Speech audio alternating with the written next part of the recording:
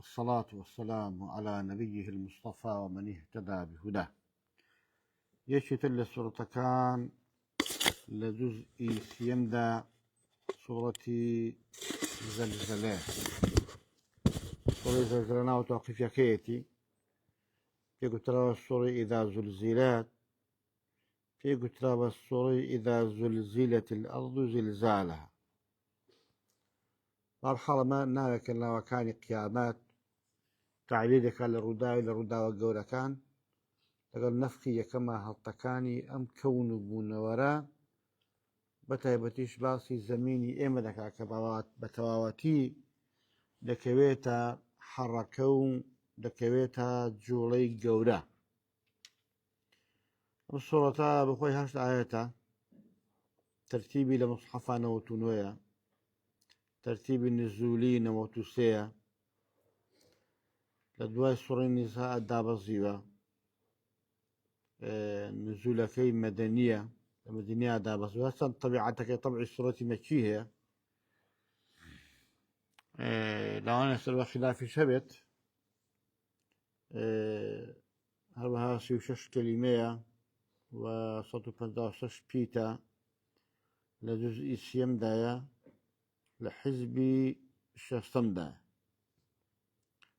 ئەم سوورەتە باز لە کۆمەڵێک ڕووداو دەکات. ڕووداوی یەکەم باسی تێکچوونی دنیا و هەڵتەکاندنی زەوی و هەروەها باسی سەرسوڕمانی ئینسانەکانی ئەو کات لەو ڕووداوە گەورە و خودای تەعالا بۆیان ڕوون دەکاتەوە کە بۆچی وا دەکات، بە فەرمانی خودای تەعالا جێبەجێ دەکات. بە زەوی ڕۆژێک دێ ئەخبارەکان و دەنگ و باسەکانی سەر پشتی هەمووی دەگێڕێتەوە. ئەم زیندوکردنەوەش بۆ ئەوەیە خەڵک بەرەو مەسیر و مستەقبەل و داهاتووی خۆی بچێت، لیوڕەو ئەعمالەهم. و هەروەها کۆتاکەش پێمان دەفەرمێ ئینسان لە خێر و شەڕ مەسئول و بەرپرسیارە، چاکەی دەکەی دەیبینیەوە، خراپەی دەکەی دەیبینیەوە. ئیذا زولزیلەت الأرض زلزالها، کاتێک کە زەوی لەرزێنرایەوە بە لەرزینەوەی خۆی. فاعیلەکەی کێیە؟ ئەڵڵایە جەلە جەلالوهو. بە ئەمری خودای تەعالا ئەم زەویە لەگەڵ نەفخی یەکەمە دەکەوێتە حەرەکە. لەم حەرەکەیە چیاکان هەڵدەکێشرێن، پێکدا دەکێشرێن، پارچە پارچە دەبێن، ورد و خاش دەبێن، دەبن بە دەشتێکی تەخت، دەبێ بەلم، لەلمەوە بۆ عیهنی منفوش، لەوێ بۆ تەپۆتۆز و لەوێ بۆ تەڕاویلکە. کەواتە ڕووداوەکە ڕووداوێکی زۆر زۆر گەورەیە. زەوی گەلێک گەورەیە. ئەمە هەر ئەوا بە گچکە تەماشای دەکەین، ئەنا بڕۆ سواری تایارە بەسەری یا بڕۆ دەچی بۆ ئەو وڵاتانە شوێنی وایە 8 سەعات دەڕۆی و 10 سەعات دەڕۆی و 20 سەعات دەڕۆی و 30 سەعات دەڕۆی. ئەم پشتی ئەم زەویە ئەو بێجگە لە بارستایەکەشی دناوەدا یەکجار گەورەیە. وأخرجت الأرض أثقالها، زەوی قورساییەکانی ناو خۆی وە دەردەنێ. جا مردبەکان بن، کەنزەکان بن، معدەنەکان بن، چیاکان بن. بۆیە دەفەرمێ لە سوورەتی ئینشقاق إذا السماء انشقت وأذن لربها وحقت وإذا الأرض مدت ما فيها وتخلت. أي ناوي فرد خوي خاري دەکات. وقال الإنسان ما لها، أو كات إنسان دەڵێ ئەمە زەوی چیەتی، بۆ وا دەکات، بۆ وای بەسەر هاتووە. يومئذ تحدث أخبارها، ڕۆژێکە ڕۆژی قیامەتێ زەوی هەواڵەکانی خۆی باز دەکات. یەکێ لە شایدەکان بەسەرمانەوە کوێیە؟ ئەم زەویەیە. چیمان لەسەر ئەنجام داوە؟ دەبێتە شاهید بەسەرمانەوە. وا بۆ خۆی شاهیدە بەسەرمانەوە، فریشتەکان بەسەرمانەوە شاهیدن، ئەم پێغەمبەران دەبنە شاهید بەسەرمانەوە لە قیامەتێ. زەوی دەبێتە شاهید بەسەرمانەوە، ئەندامەکانی خۆمان دەستەمان دەبێتە شاهید بەسەرمانەوە.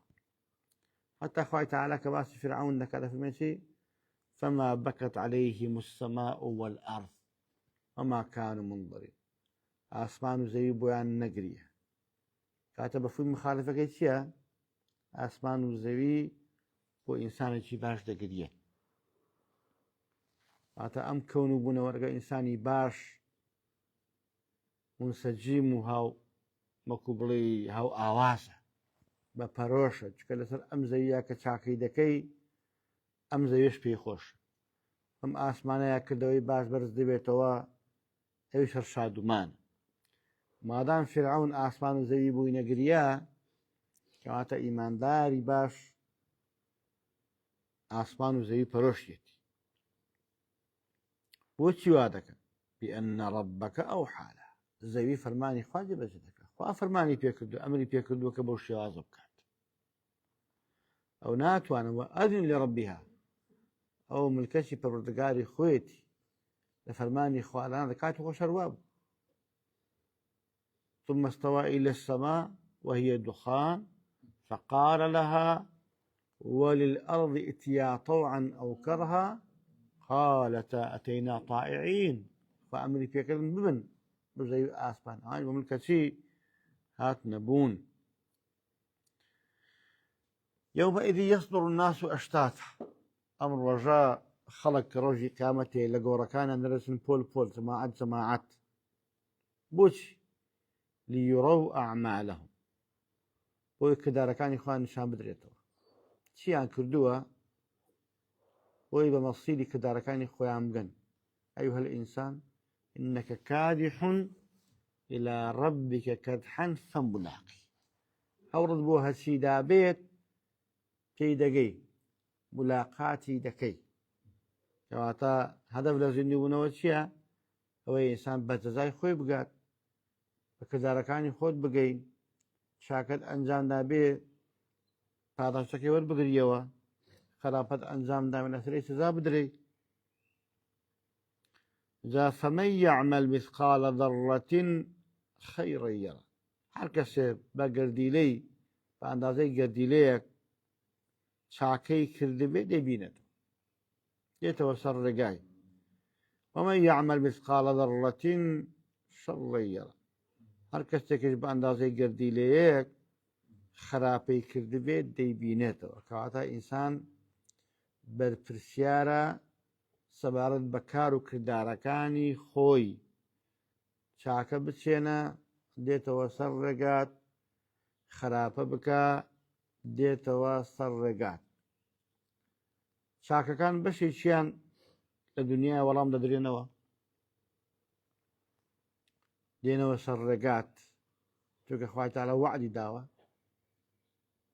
ومن يعمل من الصالحات من ذكر أو أنثى وهو مؤمن فلنحيينه حياة طيبة. أم دڵخۆشیە، ئەم بەختەوەریە کە لە دنیا بەهۆی ئیمانەوە هەستی پێ دەکەی، چکە لە وەڵامدانەوەی چاکەکان، وەجا مەحبوب بوون و خۆشەویست بوون و لەگەڵ چاکەدا بوون و سەرڕاست بوون و هەستکردن بەم مەسئولیەت و بەرپرسیارەتە بەشەکە لە چاکەکان سەر ڕێگات. إنا لا نضيع أجر من أحسن عملا. دوو کەس بێنە، یەکێکیان چاکەی کردبێ چەندە سەری بەرزە و چەند دڵخۆشە، یەکێکیان خراپەی کردبێ لە ژیانی خۆیان چەندە نابوتە و چەندە سەری کزە لە دنیا لە پێش قیامەت. وەکو چۆن خراپەکانی بەشێکیان دێنەوە سەر ڕێگای ئینسان، لە دنیادا خەڵک ڕقی لێت دەبێتەوە و دوعال لێ دەکا و یعنی تووشی دەرد و بەڵا و موسیبەت و ئەنواع شدی، بەڵا ئەسڵ لە پاداشدا و ئەسڵ لە سزادا قیامەتە. ئەسڵ لە سزا و پاداشدا قیامەتە. بەڵام بۆ ئیماندار وای گەورە چەند وێزگەیەکی دانەوە پاک بوونەوە. چەند لە دنیادا بەهۆی ناخۆشی و ناڕەحەتی پاک دەبێتەوە، بەهۆی تەوبەکردن پاکبوونەوەی هەیە، بەهۆی سەدەقەی جاریە پاکبوونەوەی هەیە، بەهۆی ڕوحکێشانەوە پاکبوونەوەی هەیە، لە بەرزەخا پاکبوونەوە هەیە، لە قیامەتا پاکبوونەوە هەیە، شەفاعەتی پێغەمبەر هەیە عەلەیهی سەڵات وەسەلام، شەفاعەتی ئیمانداران هەیە، ڕەحم و لێبوردەوەی پەروەردگار هەیە بۆ ئینسانی.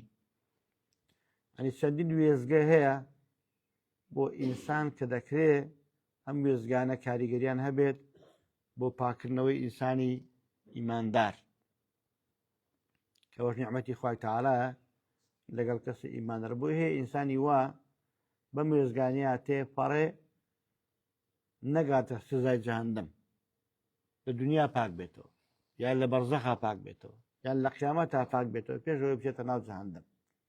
چونکە بۆ ئیماندار هەموو ئەوانە بە خێر تێدەپەڕێت، بە چاکە بۆی هەژمار دەکرێت لە دنیادا. لا يزال البلاء بالمؤمن في نفسه وأهله وماله حتى يمشي على الأرض ما كان عليه خطيئة. إنسان إيماندار توشي بلا مصيبة دەبێ هەتا وای لێ دێ بەسەر جێ بەڕۆ تاوانی پێوە نامێنێت.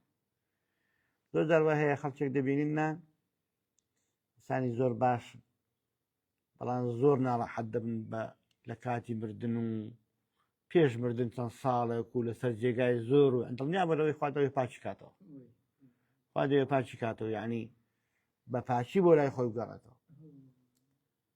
مامۆستایەک بۆی جێڕامەوە، وتی مامۆستایەکی بەناو بانگە، وتی خێزانم نەخۆش کەوت، بەس کوتی بەڕاستی ئیماندار بوو، زۆر ئیماندار، وتی زۆر نەخۆش بوو. ڕۆژێک کوتی خەونێکی بۆ جێڕامەوە، وتی فڵان کەس لە خەوما پێغەمبەری بینیوە عەلەیهی سەڵات وەسەلام، فەرمووی پێی گوتم ئەگەر تۆ دوعا دەکەی بۆ چاکبوونەوە دوعا گیرە، ئەگەر سەبریش دەگری ئەهلی بەهەشتی. وتم زۆر باشە، جالەوە باشتر مادام پێغەمبەری خوا پێی گوتبی دوعا گیرایە مەناوە ئێوە نیعمەتێکی گەلێک گەورەیە، تی بەخوا دوعا ناکەم بۆ چاکبوونەوە، تەحەموڵ دەکەم ئەو ناخۆشی ناڕەحەتیانەی کە هەمە ئەو نەخۆشیە مادام مزگەنی بەهەشت بە نەخۆشیەکە من تەحەموڵ دەکەم، تی دوعای نەکرد بۆ چاکبوونەوە. دوای ئەوە نازانم 2 ساڵ 3 ساڵ بەو ناڕەحەتیە ژیا وەفاتی کرد. بەتە بەڕاستی بۆ ئیماندار یعنی ئەم مێزگەی پاکبوونەوە هەیە.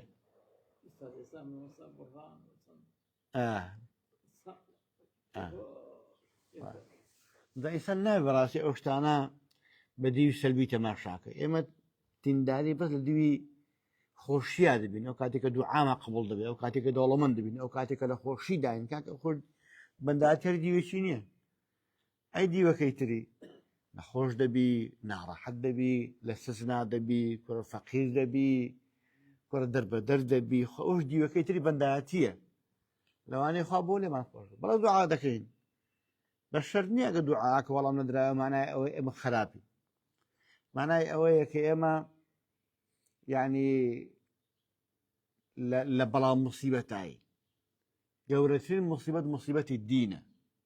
ئینسان دین لە خەتەرا بێت، ئەو موسیبەتی گەورەیە. دەنا دنیا لە خەتەرا بێت، لە شم ساغ نەبێت، ناڕەحەت بێم، سجن بێم، نازانم دەربەدەر بێم، خەڵک تاوانبارم کە، متهەمم کە، بوختانم پێ بکە، مانای ئەوە نییە کە تۆ خراپی. وێ بەڕاستی ئەمە مەسئولیەتێکی گەورە و گرینگە کە ئینسان بەرپرسیار لە کارەکانی خۆی. بەس لە دیوێکە ئێمە دینداری و بە دیوێکە ئێمە دنیا نەبینین، بەڵکو ئینسانی ئیماندار لە خۆشییا بێت شکرانە بەژێر بێ هەر خێرە، لە ناخۆشییا بێ خۆڕاگر بێت هەر خێرە. ئەوش بەڕاستی تەعەجوبە بۆ ئەمری ئینسانی ئیماندار کە ژیانی هەمووی دەبێتە خێر و بەرەکەت. هەیە بەخوای خوا بۆ لێی خۆش دەبێت کە بە نەخۆشییا تێپەڕێ، یان بە ناخۆشییا تێپەڕێ، یان بە سزنا تێپەڕێ، یان بە لەدەستدانی کەسوکار و خۆشەویستانە تێپەڕێ، إخوة بقولي خوش ماڵی داوەتێ و ساقی کردو و حەز دەکا و عەمرە دەکا و خێر دەکا و چاکە دەکا و یارمەتی هەژاران دەدا و ئێخوا بۆ ئەو داوێتی حەق دەڵێ و دژی زوڵمە و دژی خراپێ و دژی تاوان لەگەڵ چاکەدا هەر کەسە بە ڕێگایەک ڕێگاکانی بەهەر زۆرن دەرگاکانی باشی زۆر خی گەورەی ئینشەڵڵا بمان کاتە ئەهلی باشتوم بمان پارێزێ لە ئاگر وصلى الله وسلم على سيدنا محمد وعلى آله وصحبه وسلم تسليما كثيرا